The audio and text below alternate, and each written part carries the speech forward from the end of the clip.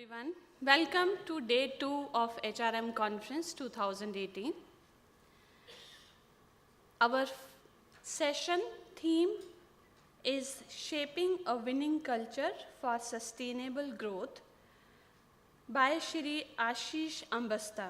May I request Shri Ashish Ambasta to join on stage, please.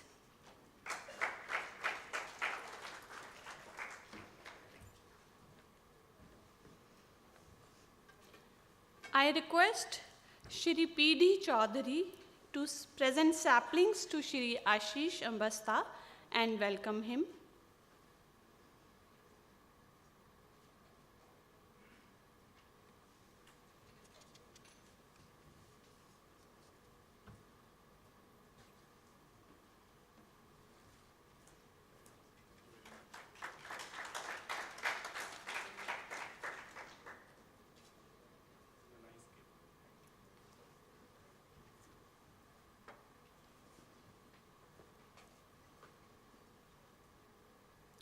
I request Sushri Ankita Rathwa to introduce our speakers to participants.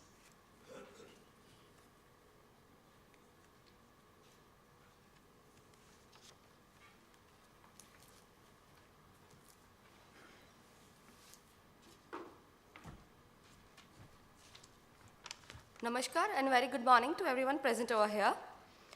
It's my pleasure to introduce Mr. Ashish Ambasta, practice leader in culture and engagement. He has an experience of 16 years and being an organization culture, employee value proposition, employee engagement and leadership development. Mr. Ashish is the practice leader of OWN's culture and engagement practice in India. In his last instant, he is with Valley Star Watson. He led the employee insight and assessment business for the firm in India. Prior to that, he spent around 4 years with Kurt Kaufman, which is well known for engagement and culture. Preceding to that, he spent 5 years stints with Gallup and another 5 years line experience as a marketing and sales profession with a firm called Kotak Mahindra. Mr. Ashish is also a certified strength coach. He has coached around more than 750 CEOs across the industries and geographies during his professional career. He is a prominent and a student of positive psychology, and his doctoral research is in area of employee and customer happiness, which is he is pursuing from Mumbai University. Along with his profession, he is also looking and involved in making life better for the mentally challenged kids in Mumbai. So we all welcome her for a program and with a great applause. Thank you.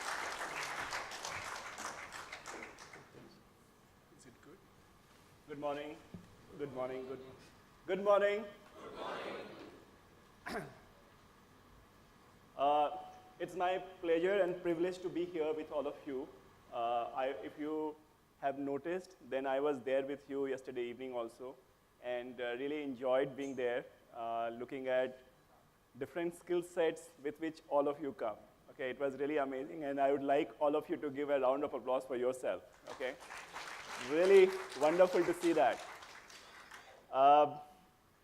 So in my introduction, I think there are a couple of things which I want to highlight before I start the session. I know after a 2 a.m. sleep time and coming back at 9 o'clock morning in a classroom like this is really difficult. If I were at your place, I would have been sleeping and just wondering when the session starts and it ends so that people can go out. So I understand that.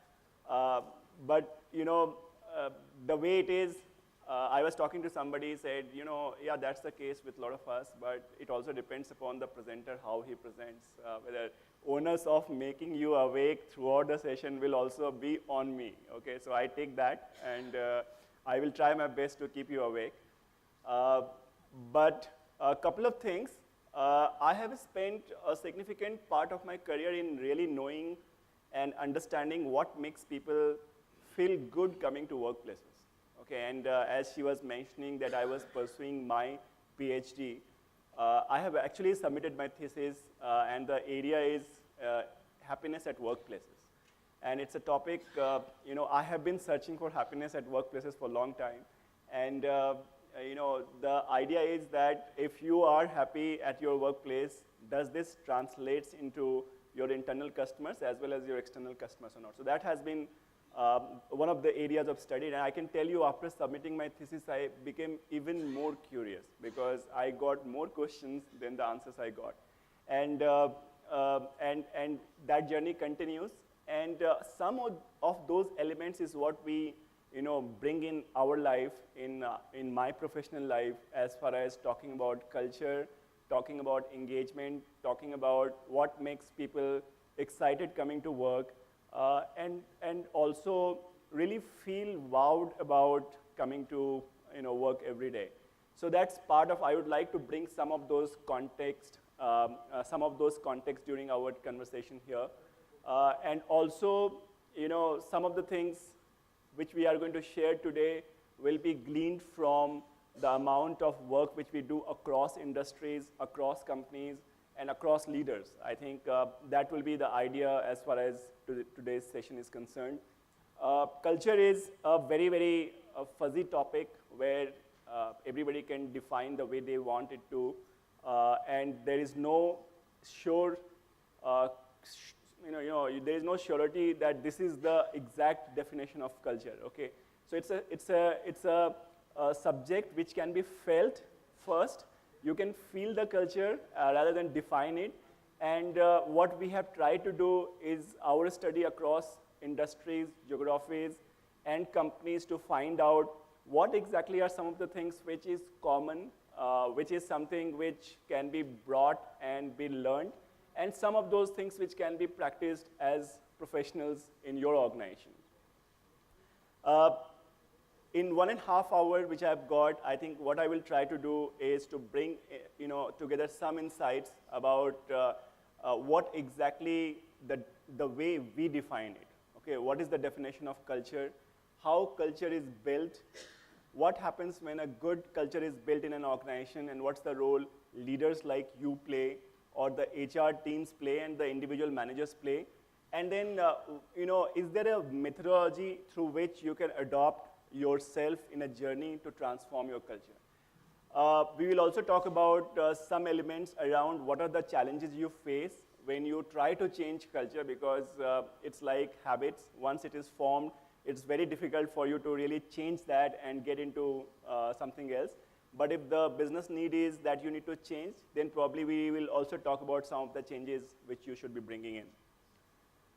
While there will be a lot of information, I would put this on record that I'm not trying to teach you so many things. I think if you can just pick up 2 or 3 things which can be a trigger point for you to really see that if some of these experiments can be done at your organization, and if that is something which can actually help you do business a little better, then I think I will achieve the objective of this session. So I'm not here to actually put a lot of theoretical constructs in front of you and say, okay, this is how the world moves, and these are some of the things which you should be doing.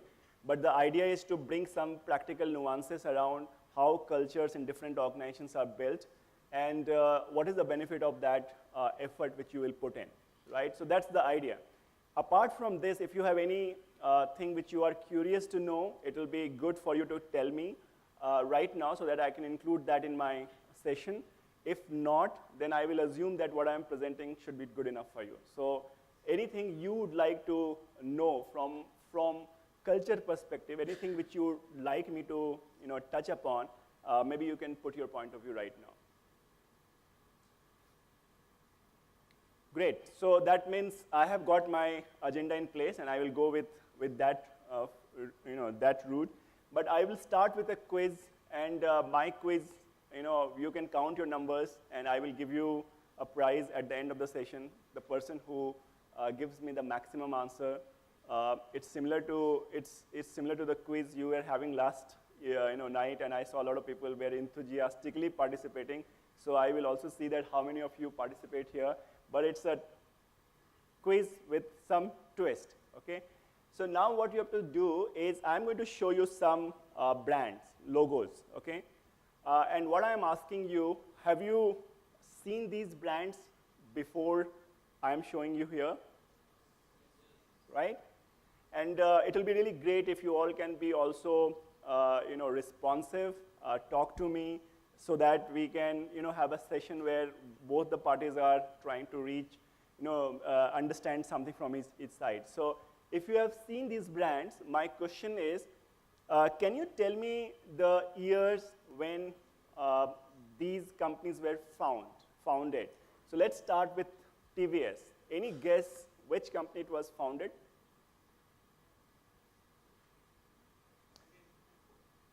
(1954), okay?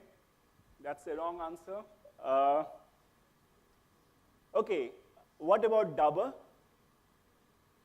Yes? 1881.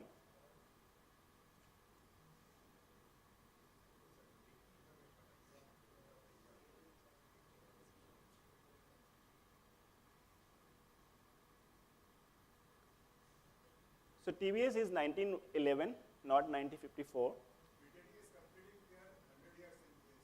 Let me come to Britannia later. We'll go to Dabur. And I am asking exact year, okay? So what do you think? When was Dabur? 1800 something you said? Very close, okay? How do you know that? You are from Kolkata? Career with? Okay, great, okay. So round of applause for you, for good. What about ITC? No idea, okay. 1910, Britannia.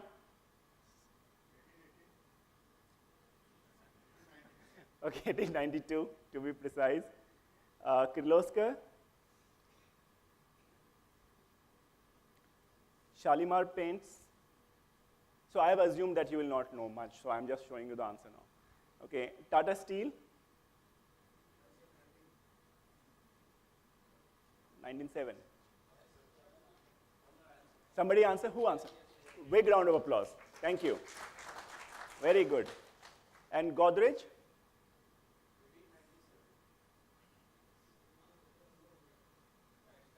Very nice. Good. Okay.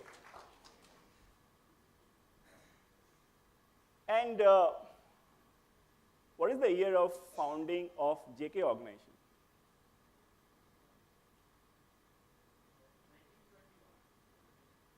Oh, this you should know, right? By the way, you are completing your 100th year in this year. It is 2000. Yeah, it's 1918 was when JK organization was founded, and this is 2018, right? So you are completing 100 years, as far as Wikipedia's report and what is written on your website. So that's what I feel. No? Okay, but then the information which you have given out says that you are completing 100th year this year. Okay, so maybe you need to correct that also.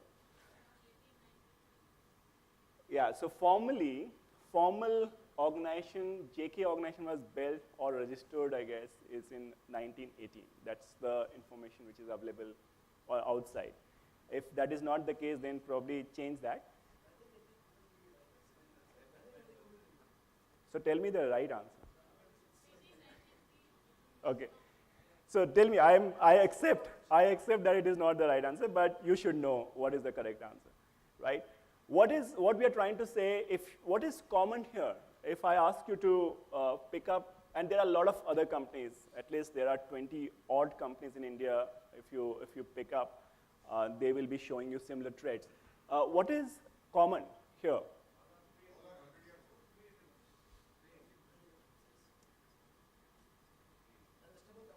Stable, right? And they had gone through a lot of changes, a lot of turbulence, a lot of external, internal, environmental factors. So they would have seen all of them, right? So you are right. The common factor here is most of the companies have been in the business for more than 100 years. Okay, and I'm not saying that how their business is, which products they sell or where they are. But what we are trying to bring to your focus is something which is durability and sustainability for a long term. When I say sustainability, it's about not 1 year, 2 year, 5 year, or 7 years time frame when you are doing good, but it's about size of 50 to 100 years when you are actually being there and are also thriving. It's not just existence, but it's also something which you are really good to be there and really excited to be there. So these are all 100-year-old companies, and question is, what do they do differently? Okay, and what do we do differently? Okay, to be here for such a long period of time and then still going strong. And then if you look at this question, you'll find that one of the things which is distinct in each of the companies which we displayed you know, in the last slide, you'll find that each one of them have a very distinct culture, okay? The way the question was that they survived not because it was by chance, but there was deliberate attempt to do business in a particular way, and their processes, people, and practices were aligned in such a way, it allowed them to respond to the external or internal challenges. Okay, I think that's the point we are trying to put here, is organization culture is something which allows, it's like a compass, which allows you to move as far as the external environment is there and how you're responding to that. So that's something which was very distinct in each of these companies. Now, why is that important? And that's where I think this is a core slide which I will talk about. When you start a business in any field, what gives you advantage over others? There are a lot of things, okay? So maybe the first thing will be if my strategy is right or not. So what does that mean is whether I'm in the right segment, I am having the right product, I have the right price, and I have the right distribution channel or right marketing strategies. So if you have a product or if you have a marketing strategy which is very different and which is innovative, it takes you in the market for some point of time. Till the time somebody who is your competitor copies it.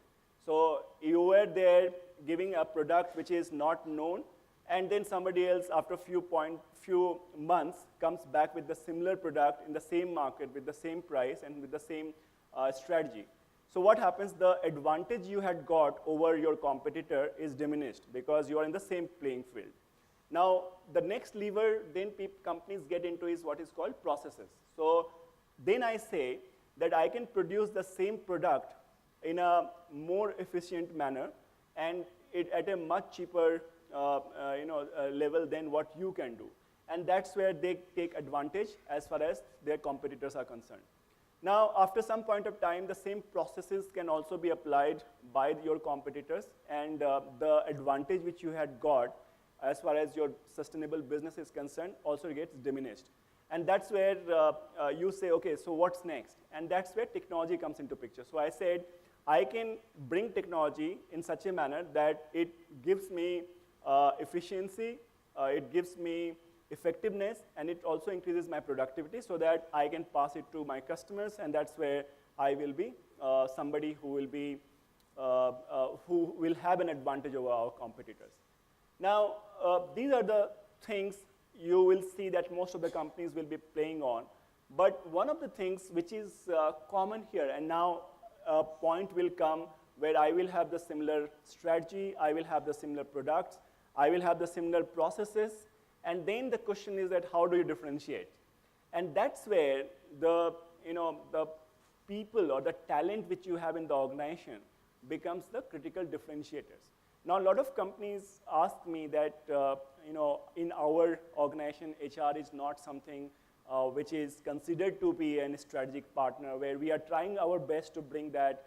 We do everything what business needs, but still the respect and the power and the satisfaction which we should have as an HR professional, somewhere we don't see that.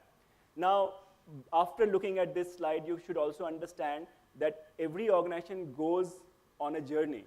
So when you are having business because of your processes, your technology, and your markets, obviously the notion in business leaders' mind is that, okay, people are also something, should be good, but are they essential? Might not be the case, because they are getting their businesses from driving levers around processes, technology, and strategy. But the question is, once you are done with these three elements, where do you go? You may have the best of the processes, you may have the best of the technologies, you may have the best of the strategies, but if you don't have the right talent, which is something which cannot be copied, right? If I'm your competitor, I can ask the same consulting firm to refine my processes. I can ask the same consulting firm to come and say, can you bring that technology which is being used by my leader in the industry? But I cannot ask a consulting firm to come and say, can you bring and build a culture which is with the top most company in our industry? Culture cannot be copied. Culture cannot be built in a day, okay? And that's the difference. It requires a strategic vision around how do you do business, why you are into this industry, and what type of people you want, and what you want people to do here. Now, I was talking to somebody, and this company was saying, we are hearing a lot about future of work, employee experiences being heard, digitization of HR, and a lot of buzzword which we have. But we are a traditional company. We are here for last 70 years. But we want to adopt some of the best practices from outside and bring this cultural shift in this organization. Now, it's a very tempting thing to do because in the media, you always will hear some of the best practices which is adopted by companies, and you'd like to copy that. But it's like an organ transplant. Your body is different, that body is different. But if you just pick up one of the things and say, can I get this in my body, and it start working seamlessly, it may be a little difficult. I won't say that it completely fails, but the build of you as a human being is different than the build of the person from the organ is coming. So whoever tries to copy culture might not be as successful as somebody who is building it right from a strategic point of view. So that's where this slide talks about the importance of culture building. And I can tell you now, we are in a stage where technology and processes have brought us to a stage in India where people will not have any choice, companies will not have any choice, but to look at what type of culture they are building so that the type of talent they need to expand their business is available to them. Otherwise, it won't take a lot of time for companies to get extinct if they don't look at their culture and their talent philosophy in a right manner. So I think that's where the point that culture is very important comes into picture as far as today's business scenario is concerned. Is this fine? We understand this so that we can move to the next level of how exactly culture is built.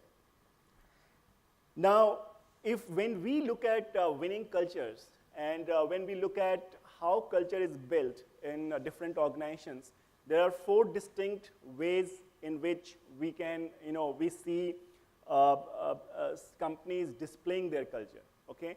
And each one of them will give you, we'll have a lot of examples around each one of them. So for example, you will find companies with great culture, they will be proactive rather than reactive from a business environment perspective. So one of the cases which comes in my mind very clearly is a name of a company called Dabur.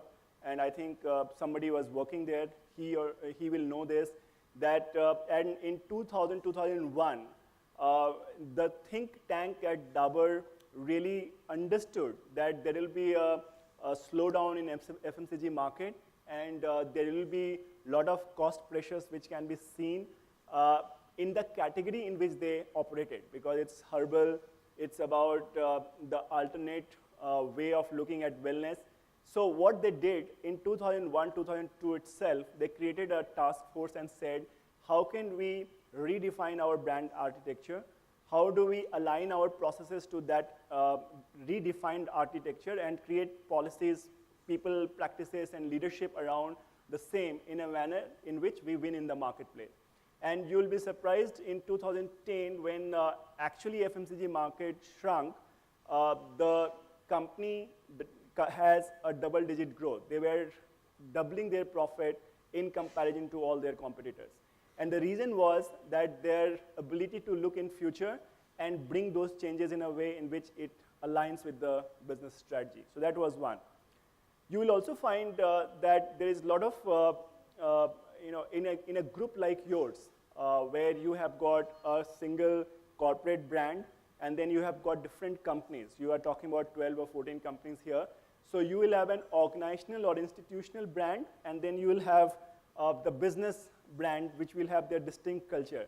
Now, what we find in great companies that the focus is more on enterprise brand rather than the business unit brand, because business unit brand can survive and thrive and create their culture in their own way in which they support their business. But ultimately, the distinction will be diminished at a corporate level. And one of the examples of this I will surely talk about is ITC. According to me, they have got things right from an institutional brand perspective. If you look at that case, and if you look at that company closely, you will find a very distinct feature of what I am talking about. By the way, any idea, people sitting here, on what is the profit of ITC this year? Profit after tax. Any guess?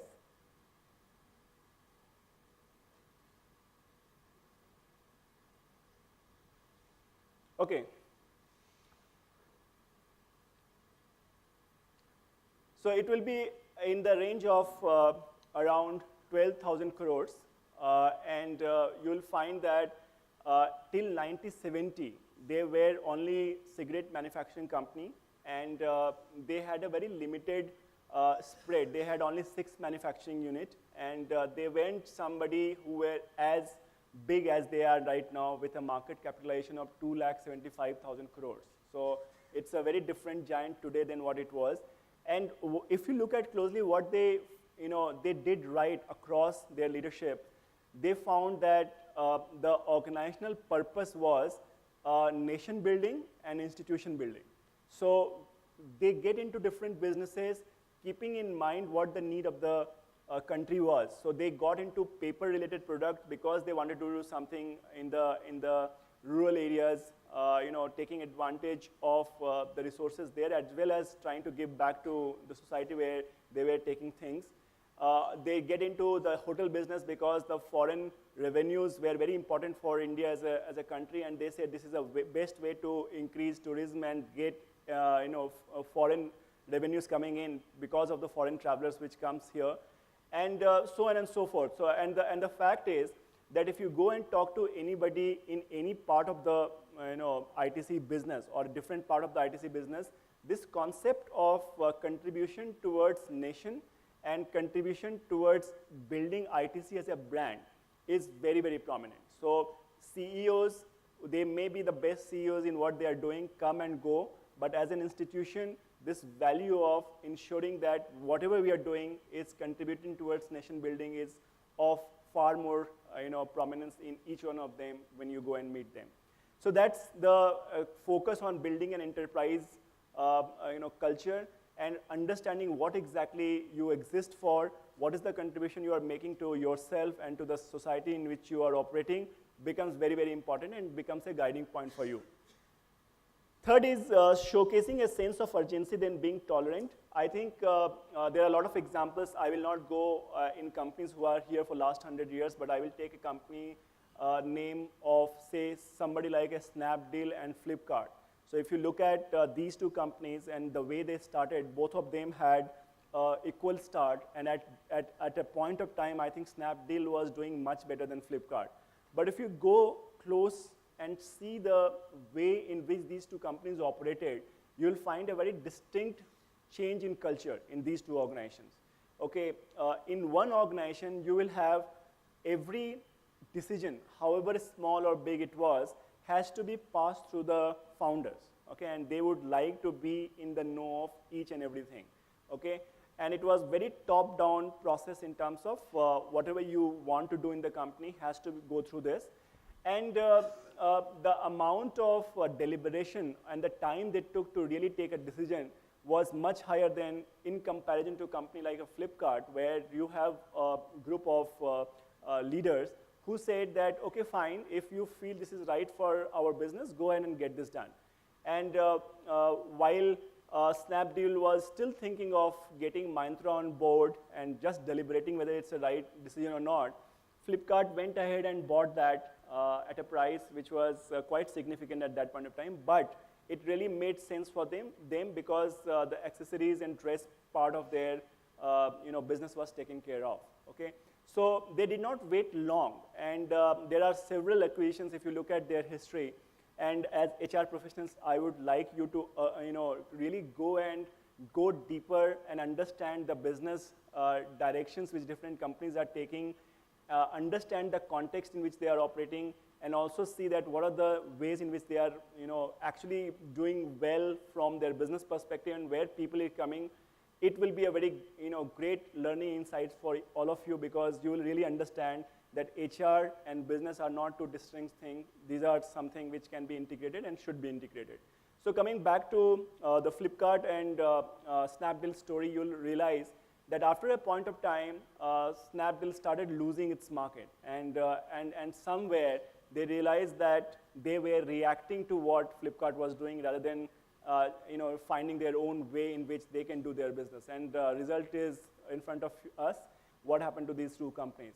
And it was, there are business imperatives, but one of the important aspects why they met what they met as far as their fate is concerned is the way their culture was defined in their organizations. And that's very important lesson for us.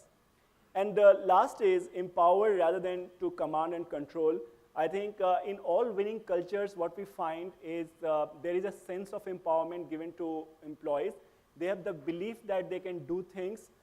They are not fearful of experimenting and failing, because at the end of the day, they know that whatever they are doing is for the betterment of the company. And there are leaders and managers who will back them up if they are not successful. So it's not operating from fear that people are here to find what is wrong in me. By the way, as managers and as HR and as leaders, we do that job much better than anything else. If I'm meeting somebody who has brought something to me and has done 7 good things, but I can always go back and say, but you didn't do the 8th thing right. And that creates a culture where you are fearful, you are a little cautious, and you don't want to take risks. And that's where you say, okay, I just have to meet the standards of what people are asking me rather than pushing the envelope. And I think all the winning culture do this differently. And one of the examples is a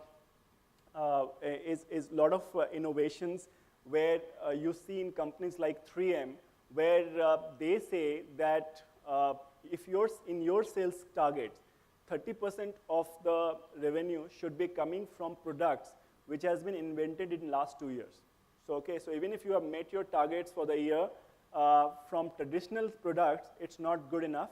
But as a sales professional, you need to put pressure on your research team, the distribution team, and marketing team in such a manner that they work together collaboratively and help you give a product which you can actually bring in your portfolio. Okay, so it's like decentralized. You do what you want to do. It's an outcome-focused environment. I'm not there to really pinpoint that these are the things you should be doing, but at the end of the day, you should be delivering results. And whatever it requires for you to do that, you feel that you are empowered as far as that process is concerned. So I think if you look at all the great organizations with great culture, these are the 4 distinct things comes out very clearly. Yes. My question, this statement, companies don't replace because they do something better. Sure. So I think I will give you an example, but let's not focus on that word. What we wanted to talk about is sometimes when companies are doing good, they are on top of their game, they start realizing that they have covered everything, okay? And they miss on some of the things which your competitor is seeing, and you are not able to see that. So for example, I'll give you a couple of examples, and for that you to understand, you need to know why companies fail. Okay, now we have seen why companies has been there for last 100 years. And for every company here, I think there are at least 100 companies who have folded up. And by the way, one statistic says that in 1954, the number of companies in Forbes 500 list, there were only 20% left in 1985, And from 2010 to 2015, only 5% of that companies are still in that list. So it obviously means that a lot of companies are also vacating place when they were great, but they are not great now. And there are a lot of examples like Nokia, Kodak, companies who were thriving, but then they just missed one aspect and they betted on a wrong place where the market was moving on somewhere else, and they realized they are not relevant right now. One of the Sony. Sony is also like that, especially their smartphone business is Just folded up. And they were doing pretty well. So, and one of the examples, I think it's a very interesting example I will give. I will not say it's common sense, but I will say that how as culture, you are not able to see things which others could see how the market is moving. So I'll give you an example of a company called Toys R Us. If you have heard this company, it was one of the largest toys selling company. Okay, and they have a turnover around 4 billion USD. Okay, it's not a small company. And they were doing pretty well. And in 97, 98, this entire thought around going online was coming in. And they said, online business is something which is good to have, okay? And we should try doing that. But we do believe that if we are selling toys to kids, the kids would love to come to come to our stores. And if you have ever seen or been in Toys R Us stores, you'll find that they are very, very large stores, spread across multiple meters, okay? And your kids, if you take your kids there, they will be lost because they have so much to play. They can actually experience, and there is no restriction by any of the shop in not using one of the toys you have. So I think it's a place where you can actually have fun. Now, Toys R Us did not imagine that if a kid is going to come and buy a toy, most of the kids were coming to the shop to play first rather than buy. Okay, and they were able to create stickiness because of that involvement of kids during the stay in the stores. Now, it is common sense that is what they were applying, that if you have kids coming to your store multiple times, then the chances of them liking something in the toy portfolio you have is higher, and they will buy from you. But they forgot that the decision to buy a particular toy, while is the kid, but the payment is done by the adult, and adult does not have enough time to spend as much as the kid will have because they are busy and they have plenty other things to do, okay? So when they go to the store, they will say that whatever you want to do, just buy and let's move on. But the kid will say, no, I want to stay back here, right? They focused more on the kids rather than the parents, thinking that that's where the target audience is. Anyway, that's the strategy. But then what happened is they realized that online is coming, and they said, let's also build a online retailing site for us so that people can buy from online also. And they built it, and people ordered, and it was Christmas of 1999, and a lot of customers were very unhappy because Toys R Us could solve the problem of being online, but they could not solve the problem of the supply chain because you have bought, but then the toy has to reach to your place in a particular time because gifting at Christmas is very, very important for the kids in US, okay? And there was a lot of backlash, and company was forced to shut down their online option. Then saying, we are not good here, we cannot do anything about it. And the solution what they came out is what in the hindsight you will laugh. They said, now let's go we cannot build that supply chain, so let's go to a company who has the online site as well as the supply chain to help us, so we will collaborate with them. And the company they collaborated was none other than Amazon, okay? And they went to Amazon and said, would you sell your toys from your platform? Okay, we will give you plenty of things. And Amazon said, why not? It increases our inventories and it's good. And they signed a deal saying that if you get somebody else, you have to pay us $50 million as penalty because that's not something which we want you to do. And as it happened that Amazon started selling more toys after a few years on their platform than what Toys R Us was selling.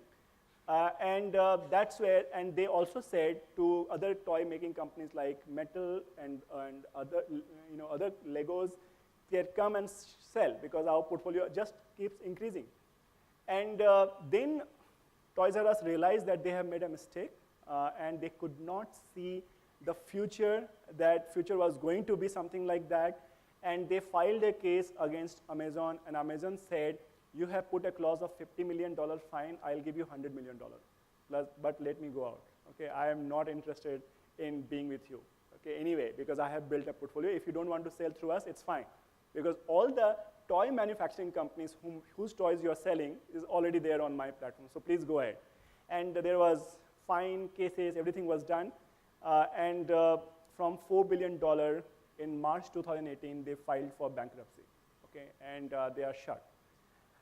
And this is something, if you look in the hindsight as a case, you'll realize that there are a lot of things which I said comes here, but what also comes here is the basic misunderstanding of things which could influence your business in the long period. So it may not look common sense to you right now, but if you reflect back later on, you'll realize that this was something we should not have missed.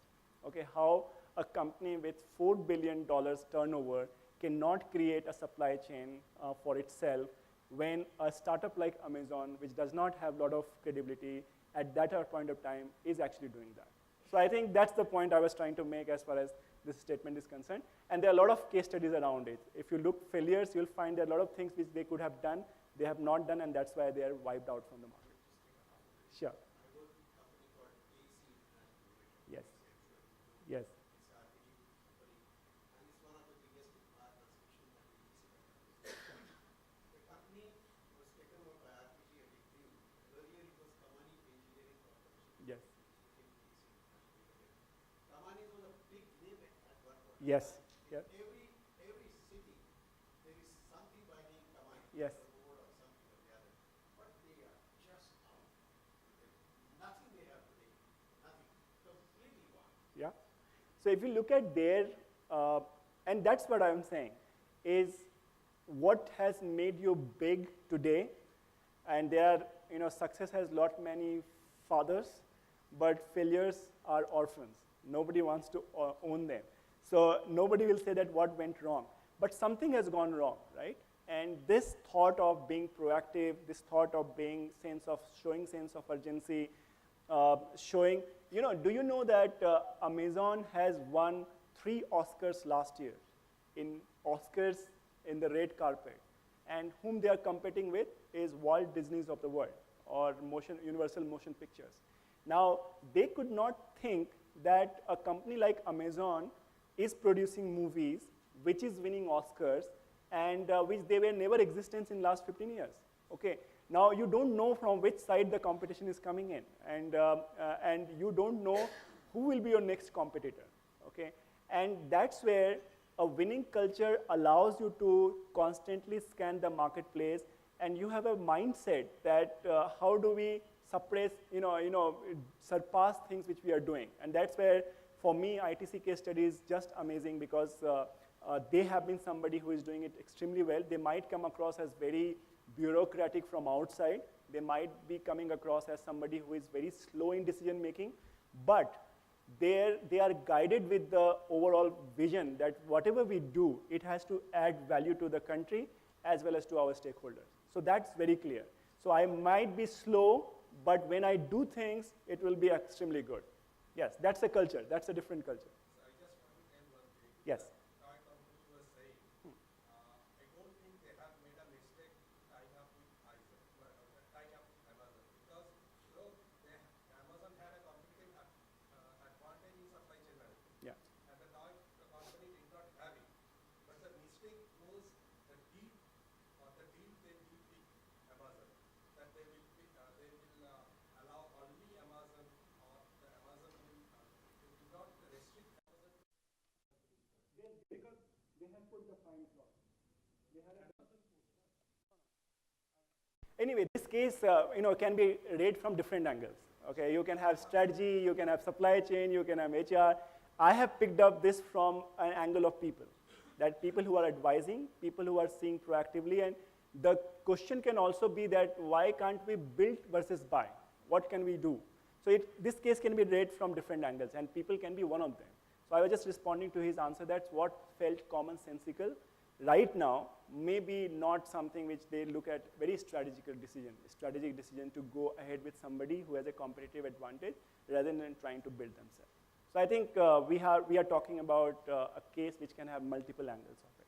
But the question is that sometimes when you are big, when you are doing well, a lot of things you can take granted, and that's where culture allows you to be either looking proactively of what can be done or sitting back and say, okay, everything is going well.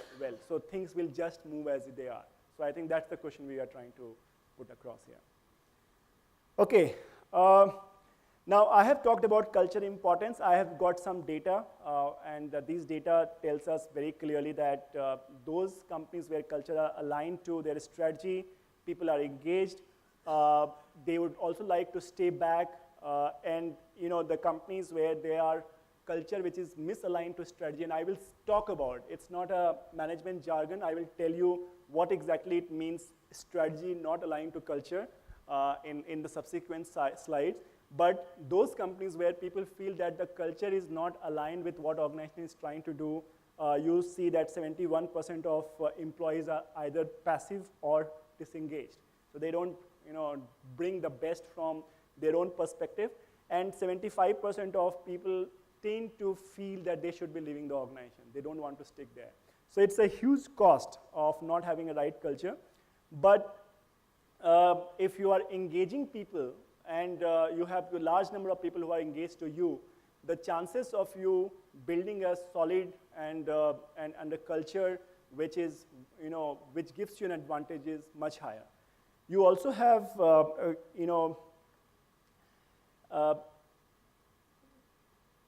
data around how a winning culture allows you to retain more people. From a turnover perspective, it also allows you to have net employee scores. It's something, you ask only one question from your employees, that would you recommend this place as a place to work for the way you do in NPS? And you'll find that you will have 27% more people giving you the results on, encouraging them to be aligned to the culture which they are operating. And from a business perspective, if you look at revenue as well as EBITDA, you'll find that companies where culture is aligned to the strategy gives you at least 4 times more results than a normal company. And this data which we are talking about is from our own research done from a research study which we do is called Aon Best Employer. And we have picked up companies where culture scores were very high in comparison to the rest of the organizations, and also looked at their profit numbers and EBITDA numbers, and this is something which was coming out very clearly. So culture is important, there is no doubt about it. Okay? Now, that's the reason why when we go and talk to CEOs and senior leaders, they keep talking to us that how do we fix our culture? Culture as a subject has become very, very important for the CXOs. They don't only think about strategies, processes, and technology, but now they are talking about how do we have a winning culture where everybody comes together and delivers what we are trying to deliver. And 46% of organizations are identifying definition of organization's culture as key priority going forward from there. So this has become such an important subject, and it's not something which is very good to know, and it's with the HR team. I think it's something which we should be very, very curious about. I have a video. Okay, if I can play that video by any chance. This video will tell you, and it's a very simple video, and this video will tell you how culture is built, okay? And this is an experiment where some monkeys were put in a room, and they were asked to do something, okay? And what they did actually made a lot of difference to way you can have a, you can have a comment on how culture is being built. This one video of 3 minutes will help you understand how culture is built in different organizations and what you should be doing about it.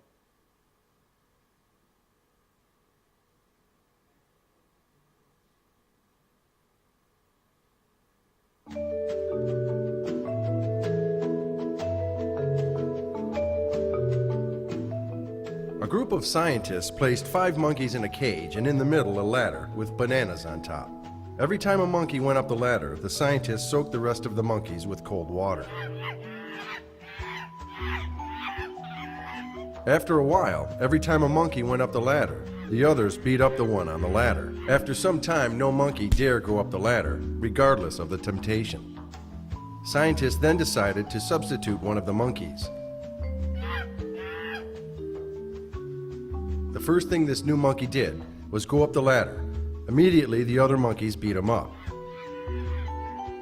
After several beatings, the new member learned not to climb the ladder, even though he never knew why. A second monkey was substituted, and the same occurred. The first monkey participated on the beating for the second monkey. The replacements repeated until what was left was a group of 5 monkeys that, even though never received a cold shower, continued to beat up any monkey who attempted to climb the ladder. If you asked the new group of monkeys why the beatings took place, the answer would probably be, Well, I don't know. That's just how things are done around here.